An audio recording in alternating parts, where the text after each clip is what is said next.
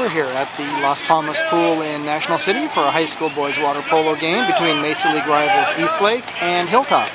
Score is 2-2 here in the early part of the second quarter, with Eastlake with possession, a shot, and a goal. Eastlake has possession again, leading 4-3 here in the second quarter.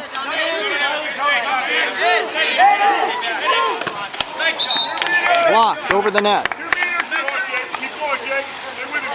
The teams have switched ends for the second half, and Hilltop is now attacking this end.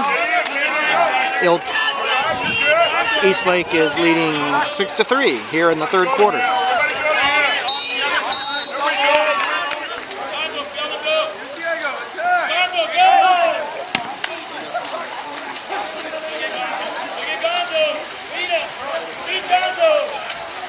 Outlet pass. Skip shot wide.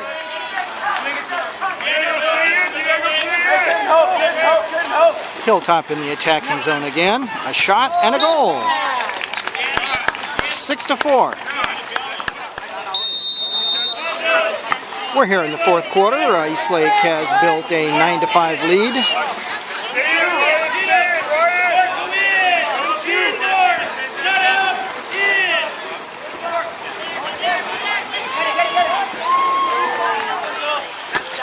Eastlake leading 10-5 here in the late stages of the game.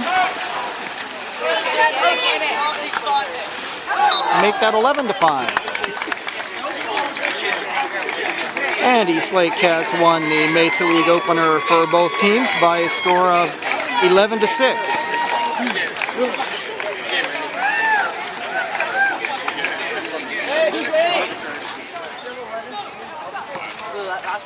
We're here with Jake Rose, who scored 4 goals, and the Titans win here. And tell us a little bit about the team this year. The team this year, we're filled with a bunch of seniors, and people think that we're underrated this year. They think that we're in the rebuilding season, but this is just the start of something big. And this was the first league game for both these teams. Yes, sir. And how do you think the game played out? The game did very well. We listened to our coach, and most of the time we do, but when we do, we put the ball in the goal and we win games. And Eastlake's had a pretty tough schedule this year in the Rancho Bernardo tournament and America's Finest City tournament. So what was it like facing this tough competition? Tough competition got us ready for league, coming in more prepared, and also give us a little lick of what CIF is feel like if we get there.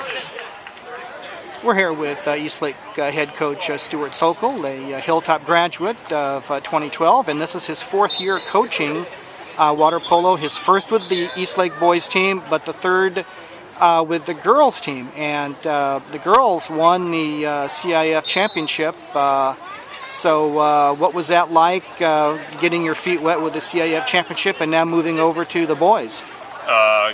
Getting our feet wet with that CIF championship, it was, Division III, which some people will discredit, but it's mine and Justin Pataxel, another 2012 grad from Mar Vista, not Hilltop, but our first season in, so we're the, probably, if I could credit him, I would, but it only shows the head coach, and we're definitely the youngest coaching pair in the record book by a landslide. And going in, we saw kind of that, hey, if we get the team to kind of put it together, it's not quite a gimme, but it's there if we work for it, and we worked for it.